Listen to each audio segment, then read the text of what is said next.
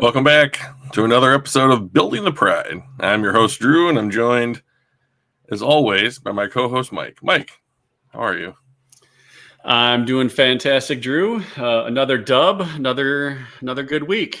How about you? Things are good. Yawn. Excellent timing.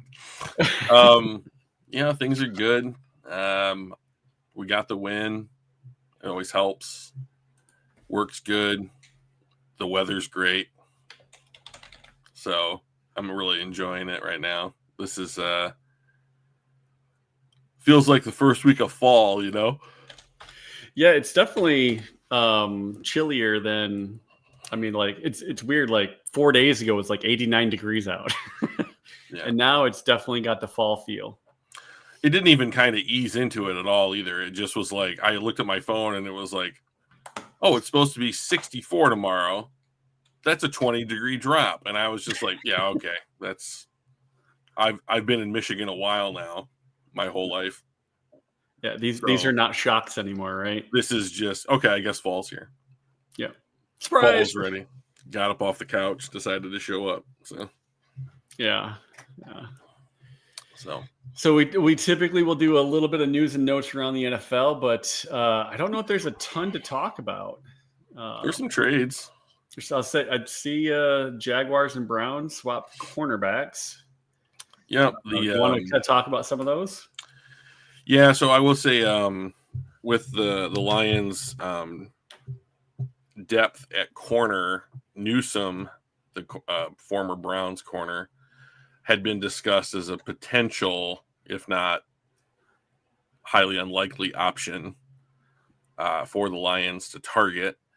However, the Browns and Jags seem to have this relationship where over the last 6 months where they're like, hey, you guys want to trade? Yeah, okay, cool.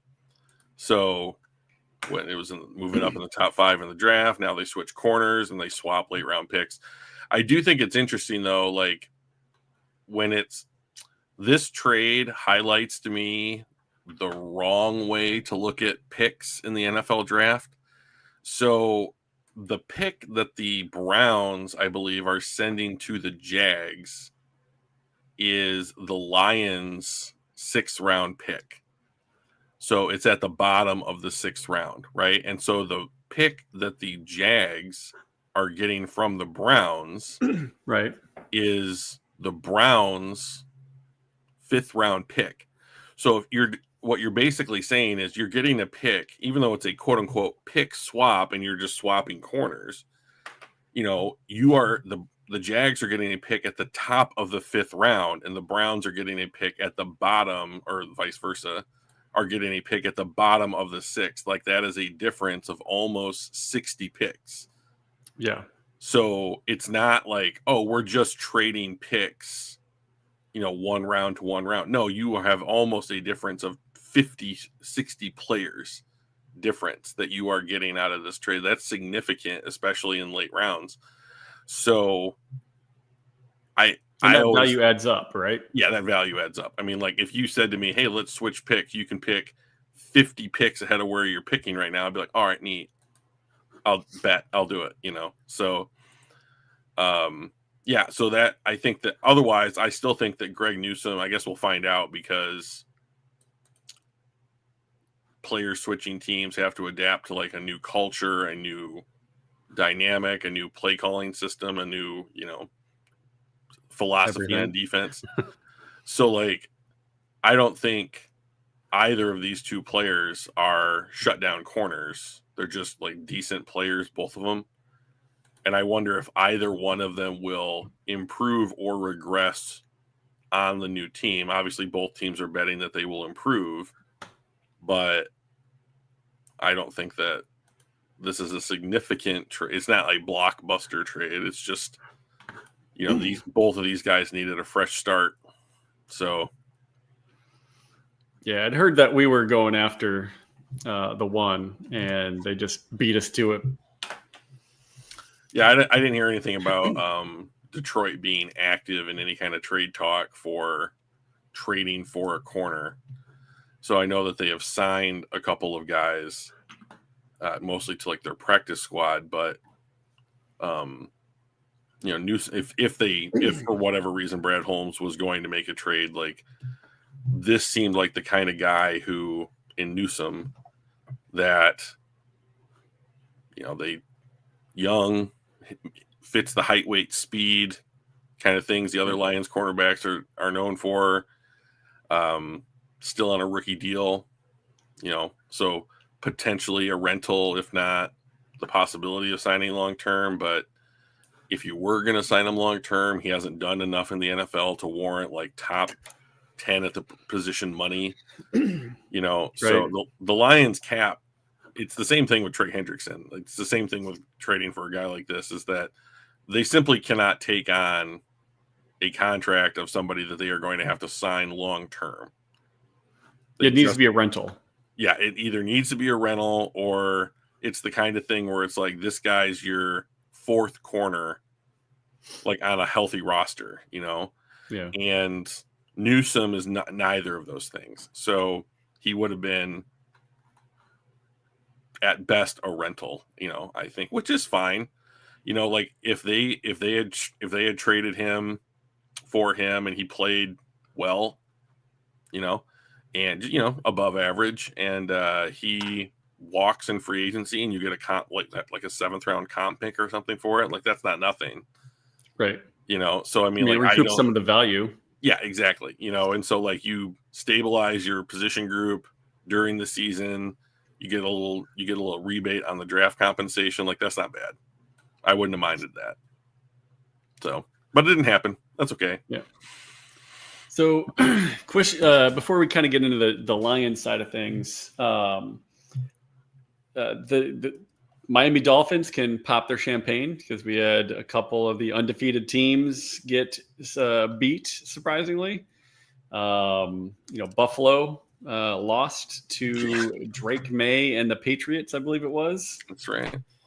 And then Philadelphia also lost a fairly tight game. So the 72 Dolphins can crack their champagne and celebrate being the only undefeated team yet again. And everybody's got a loss.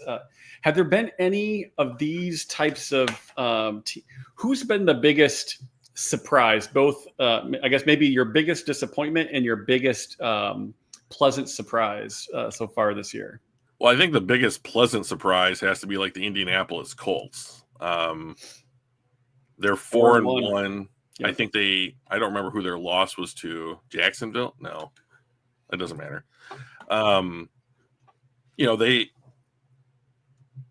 They have done a pretty good job, I think, of roster building over the last 3 or 4 years, maybe even further back. They lost to the Rams. Okay. Yep. So they have assembled a really nice, I think, if not unheralded group of skill position players. I like their wide receiving options, like 1 through 4. Tyler Eifert appears to be an excellent, versatile piece for that offense. They have a decent line. And because of that, they have a decent running game. And they have continued to also invest, I think, in solid defensive players. Like, once again, like this might be the most unheralded group of football players in the NFL, top to bottom, on the entire 53-man roster. And yet they're just solid B+ level players that I think that when you put them together and they eliminate greater than the sum of their parts. Yeah, right? Exactly. And so, they have this reclamation project in Daniel Jones, which appears to be working through 5 games. And sometimes it's just a change of scenery. Yeah, it's weird how you play on a team that has an absolute terrible roster for 4 years in New York. You go to Minnesota as a backup for a season, and then you get signed to the NFL version of a prove it deal for a reclamation quarterback. He's not 30 yet, Right. And oh, look at this. Like, I go to a team with a higher floor, I'm playing well. Weird. So the lesson from me like the lesson that the Lions have taught me in their rebuild is you can get better quarterback play if you just raise the floor of your team. Like, the investment should be raising your floor first, then your quarterback. The problem is with that methodology, it's difficult to go and get a quarterback worth a damn with like the resources you'll have available once you are mired in like NFL mediocrity. Right. But I mean, like, if you have a solid defense and a good lines and a running game, like you're not going to be an embarrassment, and you're probably going to win 7, 8, 9 games in the NFL, you know, and be in the mix to be like, well, no one really wants to play the whomevers, you know? Yeah. And then if you find a quarterback, like, so the Lions, I think the Lions and Colts situation is remarkably similar. You know, the Colts built up the foundations and like pillars of their team, and then they traded for a quarterback who was a reclamation project. You could describe Jared Goff's situation in Los Angeles I think very similar terms. The only difference is that the Lions acquired him, and along with him picks that helped their rebuild. And it took a little time, but now Jared Goff is playing the best football of his career. Yeah. And I mean, look at his first season. Yeah. Like, we were 3-13-1, right? 3-13-1. That's not right. Yep. And people were like, run him out of town. Like, he's just a throwaway. That was just the expense of having to get the other picks with this trade. And to be honest, the first 5-6 games of the second season weren't particularly more impressive, but with the picks, you know, to your point, that we acquired during that trade, and hitting on those picks, which is just as important. Yeah. Having big picks and then missing on them doesn't do your team any good. So it's really about the combination of getting the picks and making the right one. But like those guys, like St. Brown, barely saw the field the first 5 or 6 games, right? And all of a sudden he comes on in week 6 or so, and he's been balling out ever since. And those kind of things lift the floor and provide that quarterback more weapons to go to, and more stability. The coaching was stable for years, and this past offseason was the most unstable it's been, losing both coordinators to head coaching gigs. So I think you're right. It's a very, very similar situation there. Yeah. So, who's been your biggest disappointment? Actually, for my biggest surprise, happy surprise, same conference or same division, Jacksonville Jaguars are 4-1. And leading the league in turnover differential. They've got a plus 27 point differential. Indianapolis Colts, to your point, 74. They're plus 74. They're outscoring their opponents 163-89. But yeah, the Jacksonville Jaguars, not a doormat, not an auto win like they were the last couple of years. So it's good to see that franchise figuring their crap out. Yeah, I think that it's an interest. It's going to make the AFC South relevant that these two teams are each having a good year at the same time. These were my 2 picks to like challenge for the division this year. And, you know, right now it's going to come down to head-to-head matchups and probably like the end of the season to see where these two teams are sitting, because they're going to be fighting each other for a playoff berth. So a lot of fun. Whoever survives the injury bug the best. Yeah, it's a big deal. All right. So who's your biggest disappointment this year so far? Well, so I guess I'm gonna cop out a little bit. I've got a tie. So I'm gonna say the Baltimore Ravens, because on paper they were up there with Buffalo, Kansas City, according to everybody at the beginning of the year. And they have had a lot of injuries. I mean, a lot of teams have injuries. They've had a bunch as well. But, you know, they lost to Buffalo, I think, was it week 1? And week 1, I think. And it was a defensive collapse at the end, but it was like a 45-41. Like, it's not like their offense didn't show up. Right. Their defense just decided not to the last two series of the game. So yeah, exactly. And then they played the Lions, and the Lions looked good against them coming out, after the Green Bay debacle. But now the team, like this last week, didn't have Lamar Jackson, Ronnie Stanley. They didn't have Kyle Hamilton, and now they're trading away players. They traded away Odafe Owe to the Chargers, and they signed Chauncey Gardner-Johnson, who, if you guys remember, is straight up trash. And I do remember. Also, they got back another free safety, so they have signed. They have acquired 2 safeties this week and traded a pass rusher. Now they drafted Mike Green, so this will mean more playing time for Mike Green. They're going to give him some run, but I don't know that this problem on this team's defense was safety play. So I mean, they have Malachi Starks, a rookie, and they have Kyle Hamilton, depending on how you line them up. So I mean, I don't know. The defense has been the thing that lost them. I mean, they have Nnamdi Madubuike out for the year. He's their best defensive lineman. And it just looks like Kyle Van Noy is another player that they have out there. Those are 2 all-pros last year.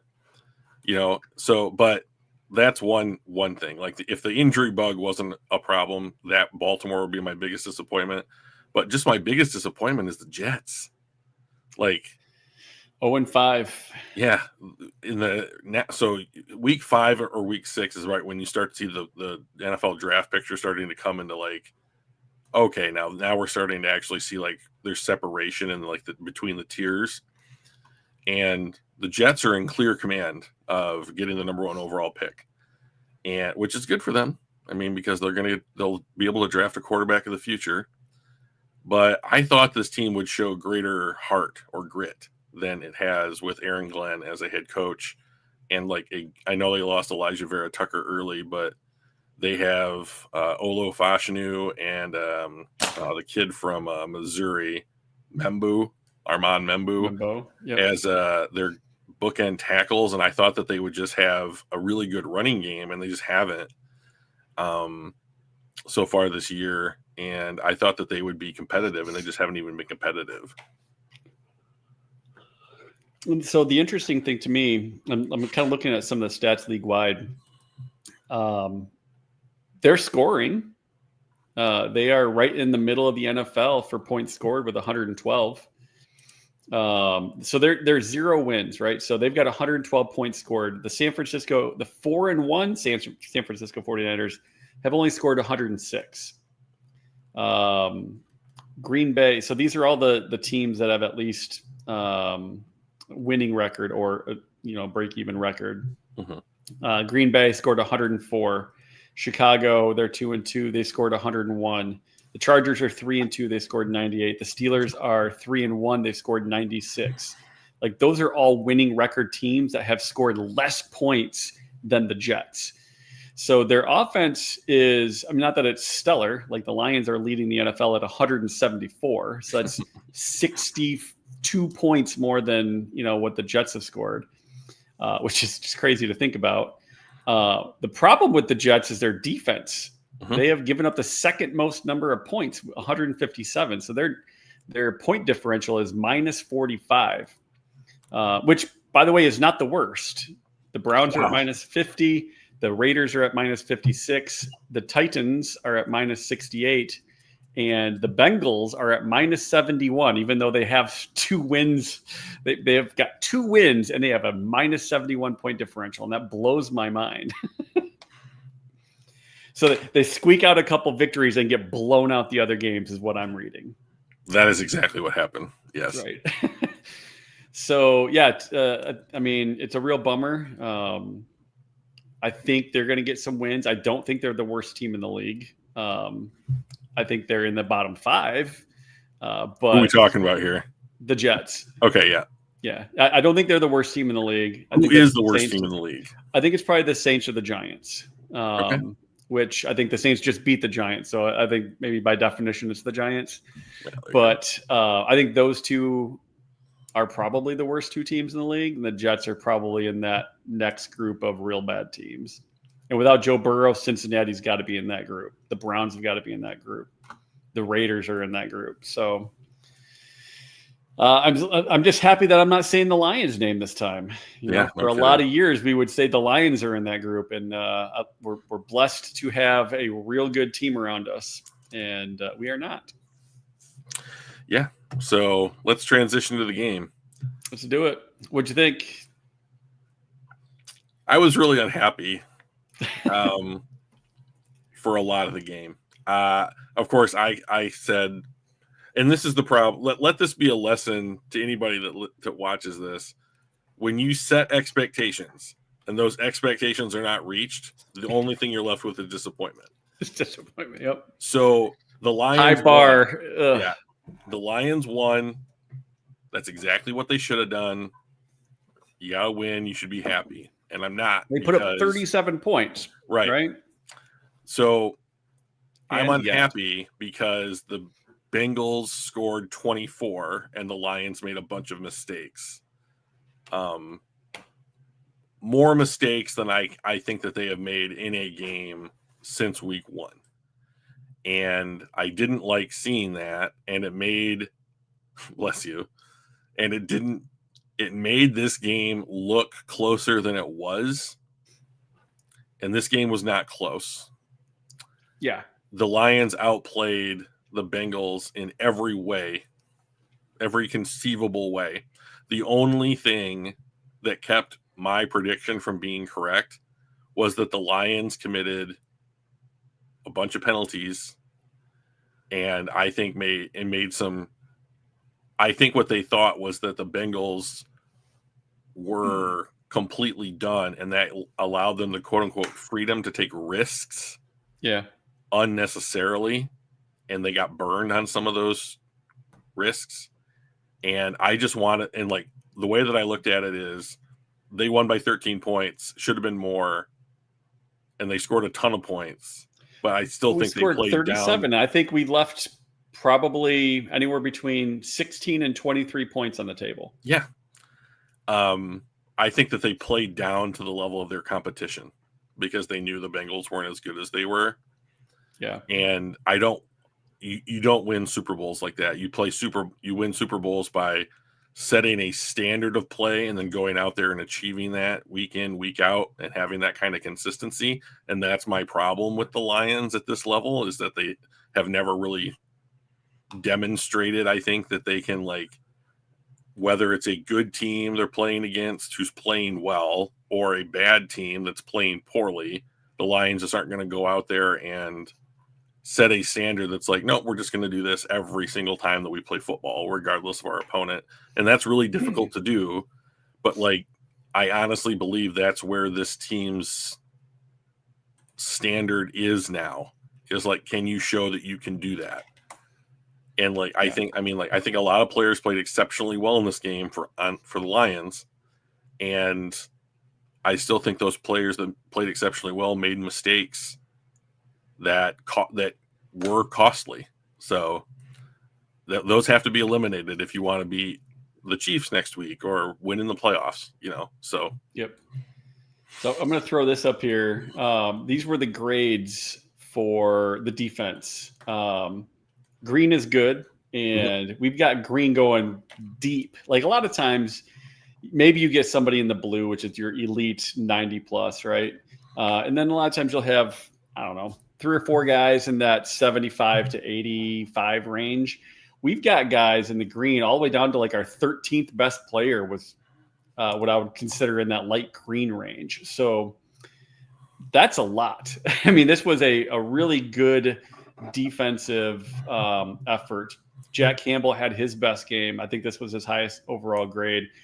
And the thing that impressed me most, honestly, his coverage grade, a 90.5. And it's not like, oh, he only had a couple coverage sacks. 44 of his 62 snaps were coverage snaps. He played real well. He's become, I'm getting close to wanting to say like a complete linebacker. Like it, Yeah. when his rookie season, he was playing out of position. Last year, he made a leap forward when they moved him to middle linebacker.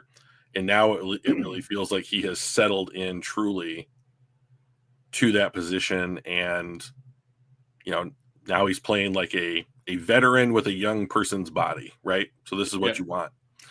And he's starting to, and this is the thing that I've really wanted from him for the first couple of years, is that like he's always been just a tackle machine, right? He just racks them up. Yep. But now he's starting to make these splash plays. Like he had a forced fumble. There was a play that Dan Campbell challenged where the Cincinnati running back during the play, I'm sure the players felt that he was not down, and Campbell rolls over the top of him and rips the ball out. And Dan Campbell challenged the rule, you know, which I had forgotten that coaches could challenge, to be honest. You don't ever see it anymore. But Campbell throws the challenge flag to challenge the ruling on the field that the runner was down, which would have resulted in a turnover, which is exactly how you should be using your challenges, in my opinion, is to get turnovers. You know, so like I think that Campbell is there causing turnovers, you know, and like the forced fumble that he had that counted in the game, you know, bounced right into T. Higgins' chest, you know, and so, you know, there's 3 lions around it too, and it bounced into the Cincinnati player's arms. So I mean, that's just how the ball bounces sometimes. But like he created an opportunity, and like if he's going to keep doing that, like you can't let this guy walk. So I mean, he's starting to play like a truly exceptional defensive player. So yep. Hutch, another elite 90+ grade. And to be honest, 8 pressures total. So 1 sack, 3 hits, and 4 hurries. And this isn't even, these are just the official ones, right? Because he had, I think, didn't he cause a strip sack safety kind of thing going on that got called back because of a penalty? It's my first note on my notes that I took for the game, is that at 9:51 in the first quarter, well, okay, so he had an offsides that resulted in him getting a sack which would have been great, but in essence resulted in a first down, which is a turnover. You know, effectively, like we would have gotten them off the field on his sack, but because he lined up off sides, which I know they don't have that blue line on the field that like the viewers get or whatever to show the line of scrimmage, but come on.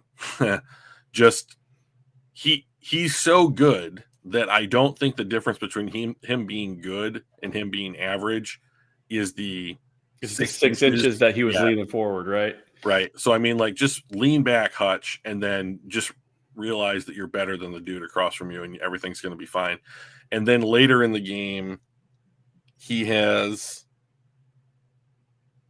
a play where he gets a safety, and then there was a penalty on the defense, which wiped it out. So, like, effectively another turnover that, well, now we got the safety back at the end of the game, but like, that's 2 more points. Yeah, 2 points and the ball, you know. And the ball. Yep. So that's another turnover that we lost, you know, from penalty. And like, that's the kind of thing that I'm talking about, is that like the Lions had 3 picks in this game. They forced a fumble, but they gave the ball back with these kinds of penalties in these types of situations. So, and let them off the hook. I know there was at least one. I think it was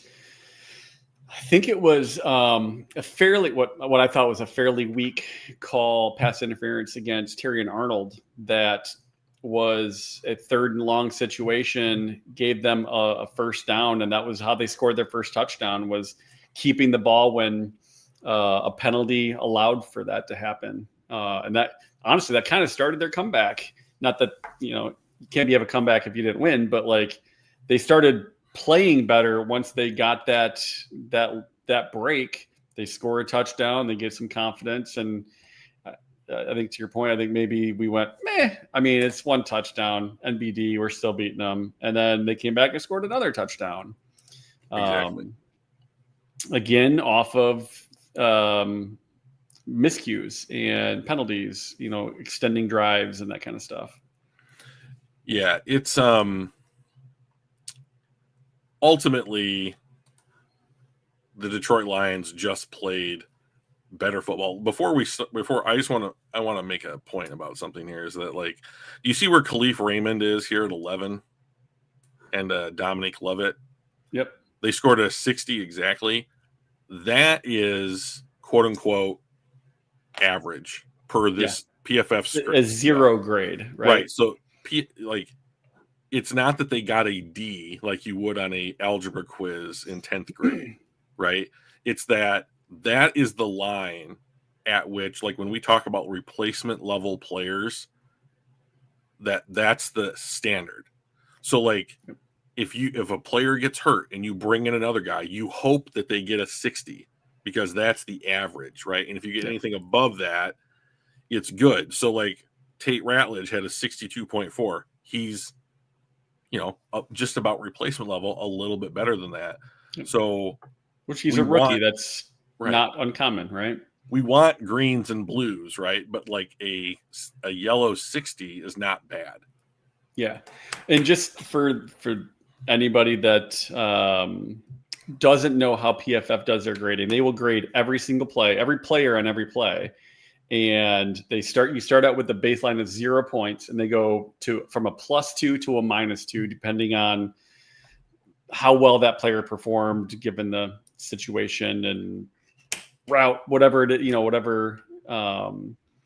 the play ends up being. But did they do something exceptional? It's a +2. Did they do something better than average? It's a +1. And I don't know if they do like partials, if they do like 1.5s. Yeah, it's either a quarter or a half point grading system. Okay. So you're going from a +2 to a -2. So a 0. So one of the things that Dr. Eager mentioned when we interviewed him a couple of years ago about it was they, for the most part, generally know what the receiver, like, obviously they've got the tape, and they kind of know what the receiver, what that route's supposed to be or what the blocking is supposed to be. And then they will grade with the assumption that they're right. But when they don't know, they will actually just grade it a 0 because they don't want to say, oh, you messed up, if they didn't, but they didn't know what they were supposed to be doing. So a 0 is kind of a baseline, ungraded type of situation, or a average. Anybody in your position should be expected to do the thing that you just did. So. Yeah. And with only 2 snaps, it's not surprising that they were a 60.0 because either they were ungraded because they did a thing that looked maybe out of the norm and they didn't know, was it planned or was it unplanned, or they just did a very average, anybody can do it in your position kind of job. So, yeah. So, like, a lot of people complain about, like, Jared Goff, or Jared Goff end up 68. So a lot of people are upset that Jared Goff scored a 68. So here's the rationale that they've given behind this particular grade on this particular week, is that Jared Goff, what's up, Joseph?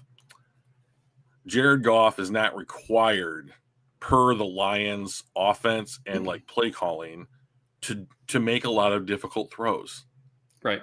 So, we don't know yet, Joseph. We're working to find a more common time. So far, it's been Thursday, Friday, Thursday in consecutive weeks. But so noon to 1. So time-wise, it's probably going to be noon to 1. But yeah. It really is based on my availability for my lunch my lunch hours. I screwed it all up by having to go to second shift. I'm sorry, guys, but. So back to this Jared Goff grade, like, it's not that Jared Goff played poorly or even badly. It's that he was not asked to do the kinds of things. Well, we appreciate that, dude. He was just not asked to do the kinds of things that, say, Josh Allen or Patrick Mahomes or even Joe Burrow are, like, required to do by making, like, exceptional throws down the field in tight windows under pressure. Like, the Lions keep a clean pocket for Jared Goff. The Lions have an intermediate passing game over the middle of the field for Jared Goff. Like, that's how they've set up their offense. It's just not asking him to be a superhero. Like, when you get into like the dark blues, you're playing at like a superhero level, and the Lions don't need him to be that. And that's why he doesn't score high on PFF's grading scale. Yep. So things like big time throws, right? He's got 5 for the year. That's 1 a game. And then you got your Baker, Stafford, Prescott, like they're in that 13, 14. That's right. 2-3 big time throws. And that doesn't mean they're all downfield, although a lot of them are. But some of them are tight window, mid-tier throws. So he's just not asked to do that. It's not that he can't necessarily do that. We don't need him to. Right. One of the things that if we sort by like completion percentage, Jared Goff's up there, right? And the only people that are ahead of him are people that only have a couple dropbacks. Like, he is leading the NFL if you filter out the random 1 or 2 ofs, right? Yeah. Awesome. Yeah. 75%. That's great. But at the same time, his average depth of target is 30th. Right? He's not making the downfield throws where you're doing the less, the lower percentage play, and it's okay, right? Like, one of the things that I've been saying, like I've been chatting and kind of discussing online, was like, oh, he's got the best completion percentage. Like, well, it's cool, but like, he's also 30th in the NFL. Having a high percentage isn't super impressive if you're just doing layups, right? Like, cool, the layup king is going to have a higher percentage free throw shooting or from the field than Steph Curry, but Steph's bombing threes, right? Mm-hmm. So the thing is, we don't need him to bomb threes, right? If we lay up all the way down the field and score points and win the games, I don't really care. Lay up every time if we need to, if it works. So, but again, that's also why raw stats shouldn't be the end all be all of like who's best and who's better, because there's a lot of context around it that you need to take into consideration. Some of it's scheme, some of it is the players around you. So awesome job. Keep this up. This is what we want to see in those short to medium throws. We should be completing those at a higher clip. And if that's the thing that gets us down the field and scores us points, don't stop doing it. Yeah, exactly. I mean, like, the way that I frame it is that the Lions have figured out how to effectively, like, we're going to win by doing this, and it's not difficult, it's not complicated, you just have to execute it. And he's good at that, and that's hard to stop. And so, like, I will take the wins, which is the best stat in all of sports, right, over PFF grade every single time. The only reason we're using PFF grade is to help contextualize what we saw on the field. And if it doesn't match up, then you ask why and you learn something, right? Even if it's not like, oh, this is the way it was, like science proves it. It's like, oh, well, this is someone else's opinion. All stats are subjective. We know this, but like, at least we have learned someone else's opinion as to why it happened. And now we have another thing that we can say, okay, did we learn something new? Let's look for this next time. Yeah. And that's the important thing. Like, Joseph just summed it up really, really well. Like, he keeps us on schedule, and that's the thing that this offense needs. That's why I like David Montgomery. And people use the term game manager like it's a bad thing. It's a good thing. Right? It's a good thing. Tom Brady was a game manager. I mean, he was exceptional at it, though, right? And if you're exceptional at being a game manager, you're going to win a lot of games. Right.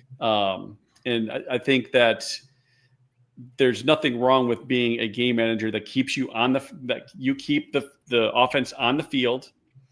He's dramatically dropped the number of turnovers and miscues. Like, I think his decision-making just in the last 2 years has been so much better than his first couple years in Detroit. And that's a huge piece to being a good game manager, is not making miscues, not making bad decisions, doing the right thing to keep your team on the field. And he's doing a great job of that, which is why we won. We were the first seed last year, and we are 4-1 this year so far. So keep it up, Jared. Yeah, exactly.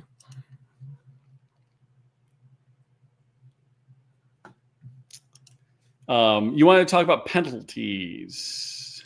Yeah, I've kind of hit on them a little bit already. So let me just run through the Lions penalties from this last week. All right. Okay. Hutch was offsides. It was 3rd and 4. This led to a first down. That's a turnover. Kirby Joseph had an unnecessary roughness penalty where he completed the tackle out of bounds on, I believe it was Ja'Marr Chase. That was 15 yards. That ended up in a punt. Cincinnati ended up punting on that drive. Grant Stewart had a block in the back and a kickoff. I don't know that you'll ever be able to eliminate this, but like he's one of those guys the Lions love that's just so unbelievably enthusiastic. It's like his whole personality.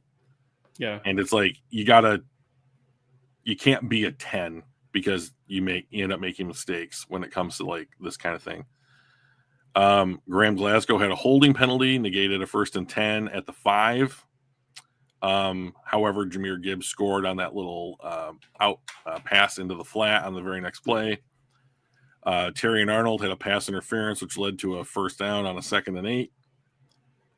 Alex Anzalone, which is the one that you and I have discussed, had a pass interference on a 4th and 3.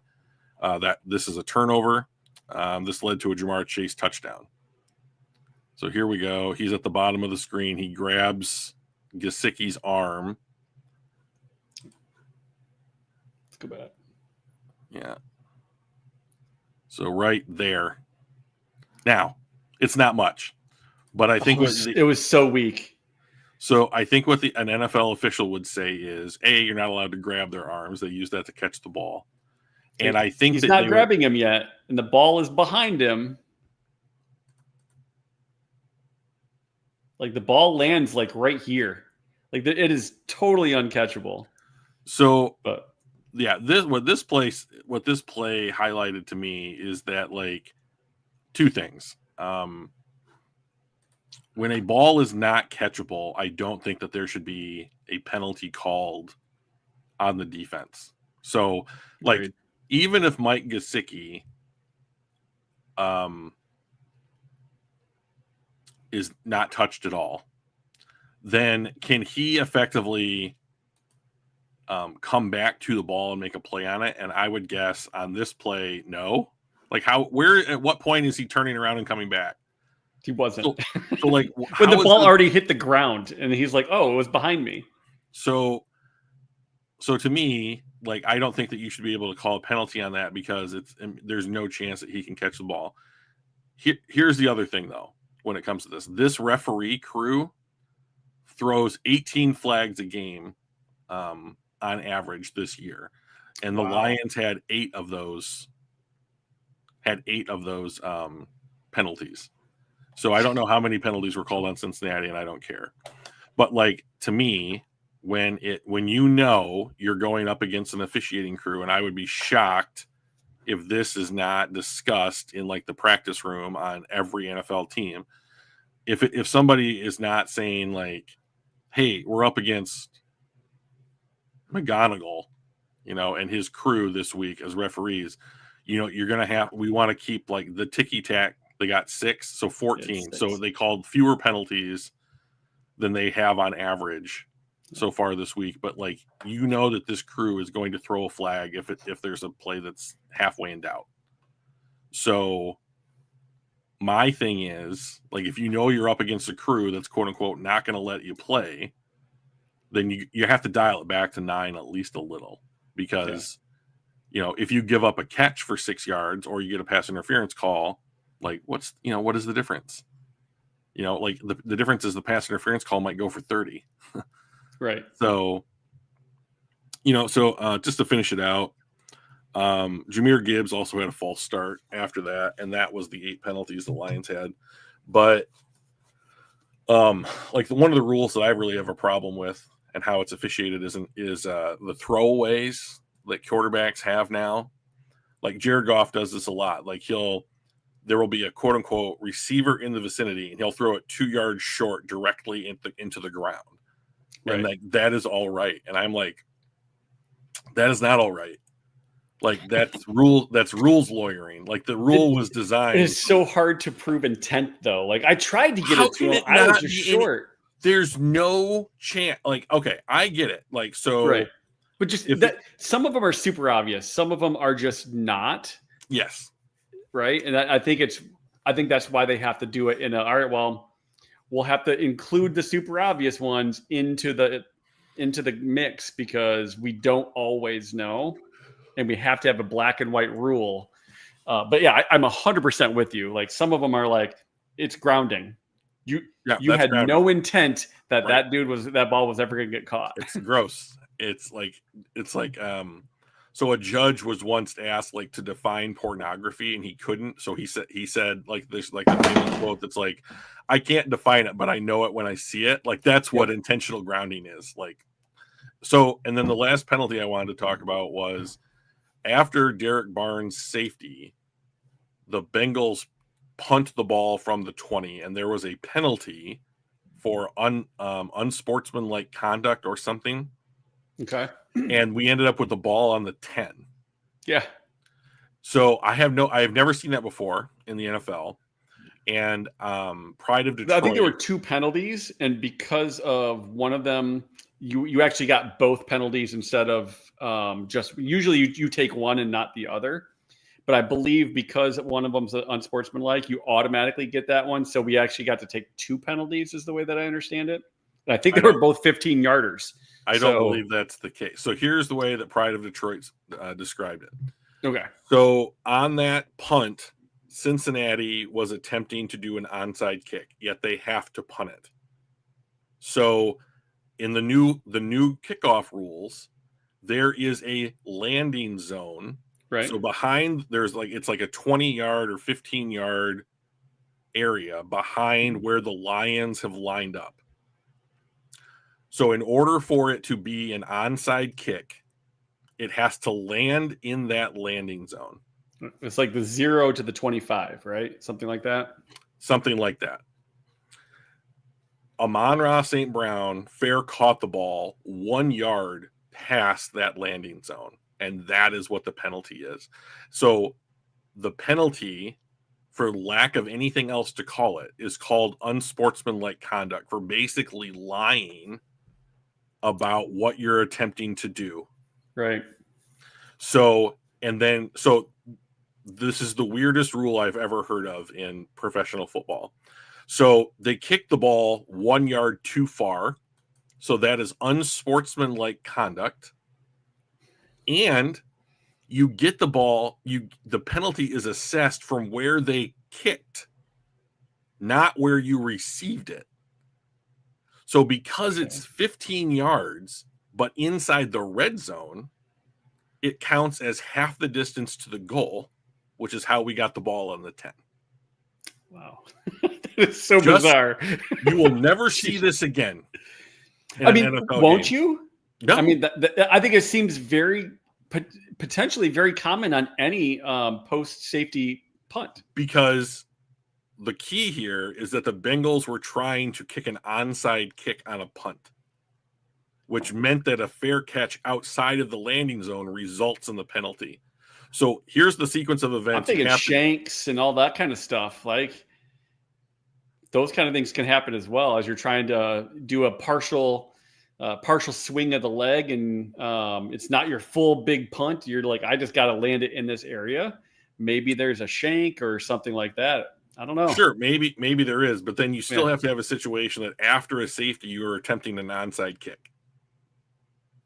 So when those two things happen again in sequence in the NFL, is the safety. Next you have to instead of the punt.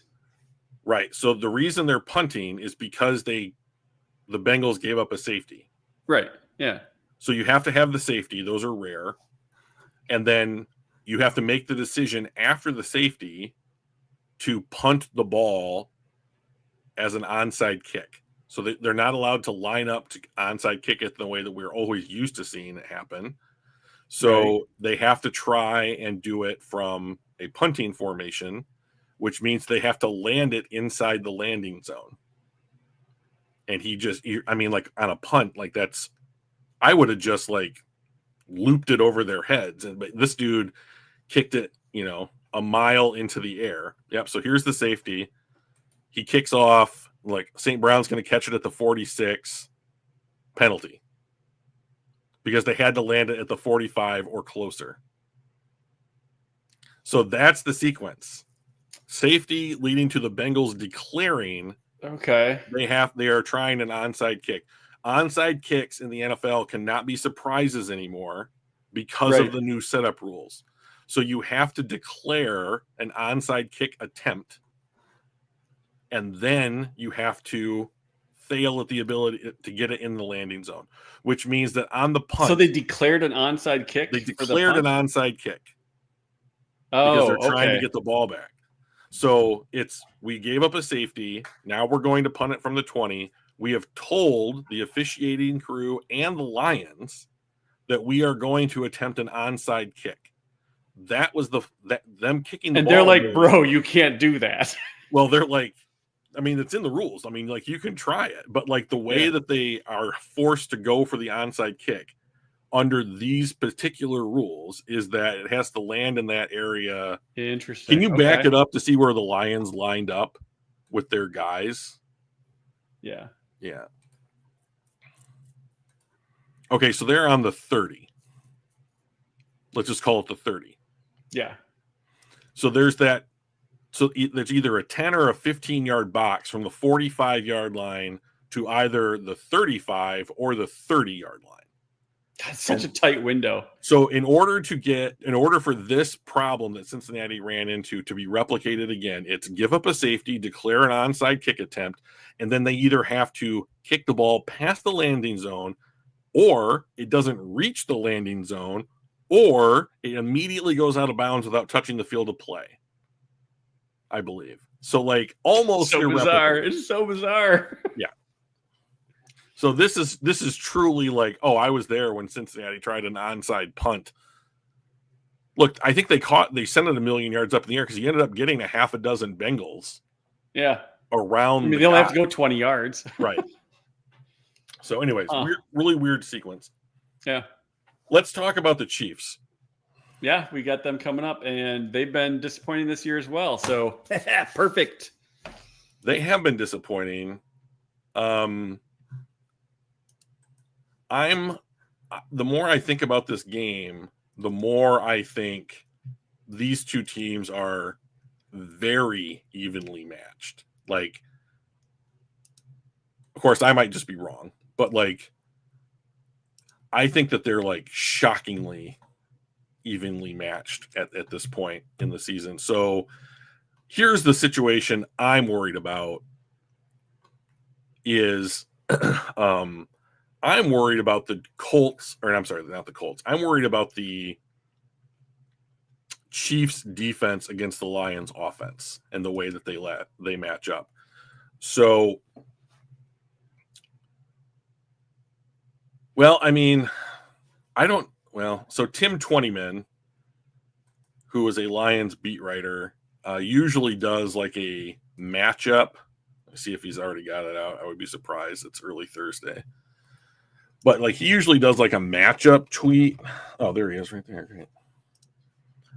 Where he like posts like, oh, the Lions are, they rank first in run defense, and like the Chiefs rank, 30th in. Oh, here it is right here. Okay, great. Okay, so 2025 ranking comparison on offense. Detroit scores 34 points a game. KC scores 25. They have almost exactly the same yards per game average, 365 to 361 in favor of Detroit. The rushing yards are 134 to 120 in favor of Detroit. Passing is 230 to 241 in favor of Kansas City. Third down percentage, converting on third down, 39 for Detroit, 41.5 for Kansas City. Detroit is much better in the red zone, 76 conversion rate versus 63. The Lions have given the ball away 3 times. Kansas City has given it away twice. On defense, the Lions give up 22 points per game. The KC gives up 21 points a game. Total defense, the Lions give up 298 yards of offense. The Chiefs give up 314. Rushing defense, the Lions have the 7th best rushing defense in the NFL. The Chiefs have the 21st best rushing defense in the NFL. They give up 123 yards rushing a game. Passing defense, Lions have the 12th best passing defense. They give up 206 yards a game. The Chiefs give up 190. The Lions allow opponents to convert third downs at 40% rate. The Chiefs at 37.5. Red zone efficiency, the Lions are poor. When opponents get into the red zone, they score 2 out of 3 times, and the Chiefs give a conversion rate of 60%. The Lions have 9 takeaways. The Chiefs have 6. So I don't see a clear trait to exploit with Kansas City. So the Lions are going to try and establish the run game. Yeah, they're going to do that against every single team that they play against, right? And so far, Cleveland's been about the only team that has slowed it down noticeably at all. Yeah. And they are, by a ways, the best run defense grade in the NFL. So where is Kansas City on this list? Let me scroll down a little bit for you. All right. They are way down at 26. Okay. So I wouldn't be surprised if 20man's getting his stats from like ESPN, who they also ESPN and PFF. Grade is different than yards, right? He was talking about they've given up X number of yards, or that's what their rank. So he may be, I mean, stats are stats. Right. Number of yards are the number of yards. There's no PFS version of that, right? So, but yeah, the grade wise, the thing that I found interesting is they're second best in coverage. Mm-hmm. So I don't know if they excel more at the short to mid in coverage, or if their big coverage grade comes from stopping the downfield throws. But I think, you and I've kind of said Montgomery, Gibbs, like that's the engine of our offense. We need to rev that thing up and run it down their throat.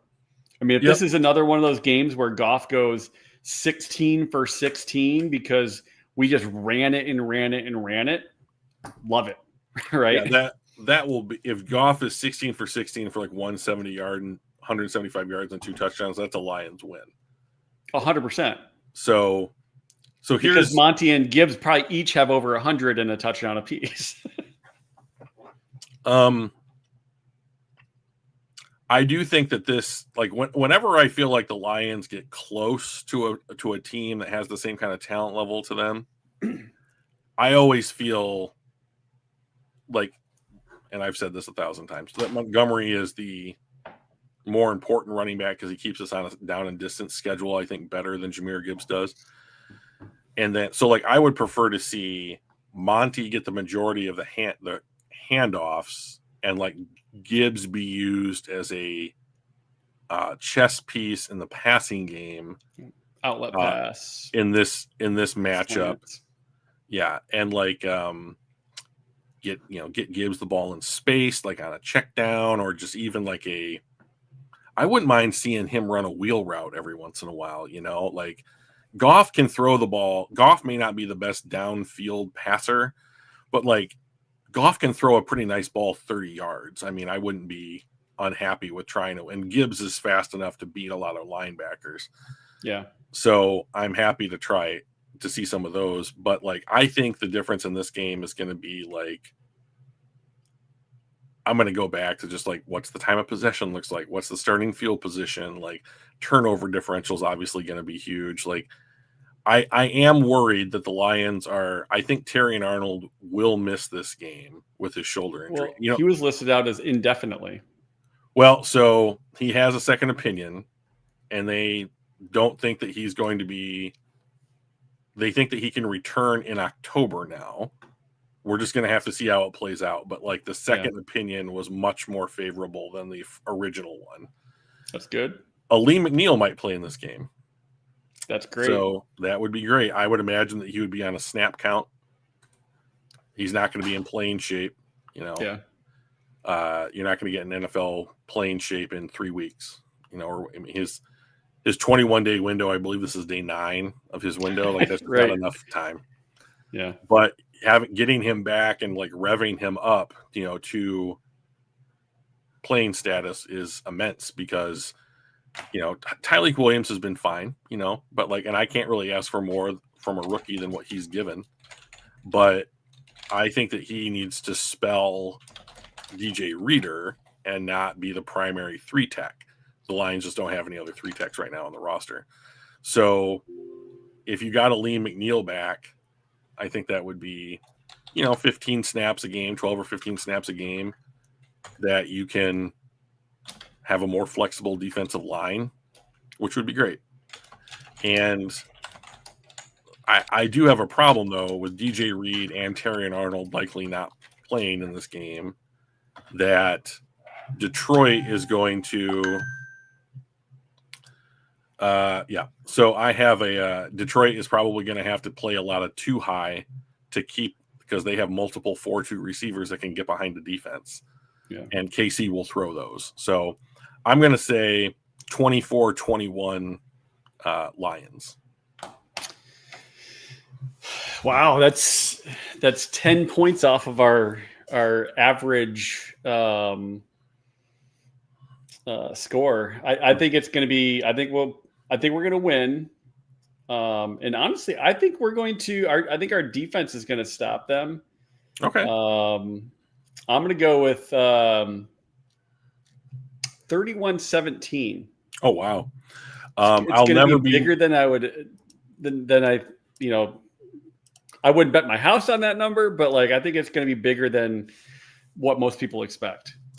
Well, I'll never be more happy to have you be right and me be wrong, if that's the case. Right. So. Either way, a dub's a dub. I don't care if it's 31-30, but I think we'll get the win. Yep. So hopefully the Lions will beat the Chiefs in Arrowhead. Someday they'll have to come and play us in Detroit. But hopefully we'll be back here either next Thursday, possibly Friday, talking about a Lions win and going 5-1. So. Yep. Let me take a look at what my next week looks like. Thursday, it definitely won't be. Oh. I'm going to be in an all-day meeting in Mount Pleasant. Friday might not. Might be Wednesday next week. Oh, okay. Wednesday. So keep your 31-21 Lions, Joseph says. So keep your schedule open, Joseph, because we might be different. So yeah. All right. We'll see you all. Appreciate popping in, and go Lions. See you guys.